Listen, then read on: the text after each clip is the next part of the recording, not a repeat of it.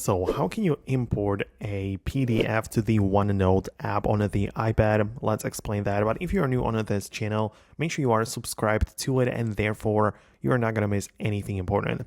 Anyways, you get inside of your OneNote application and you just go to start a new note or whatever else it might be, right? You can just move it like that, just create a new page, right?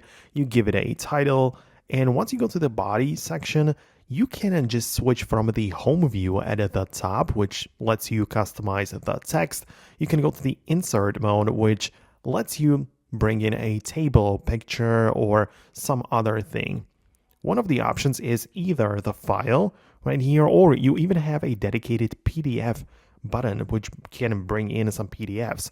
So you can tap on that, it opens up the Files application, and you can now start browsing this.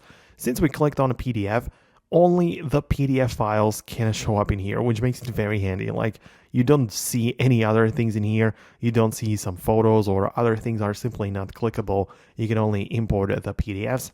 You can tap on it like this.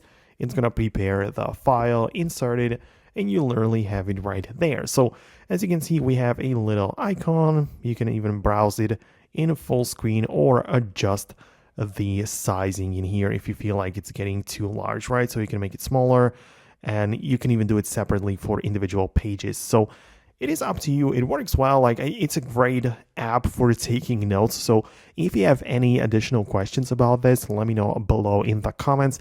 It's likely I'm going to make more videos about OneNote specifically. A lot of people seem to like, on the iPad, it has recently gotten an update. Even the icon looks different, right? So they went for like a complete redesign. So yeah, I'm going to cover more things related to it, but that's it from me now. Make sure you subscribe to the channel, and I'll catch you later in the next tutorial.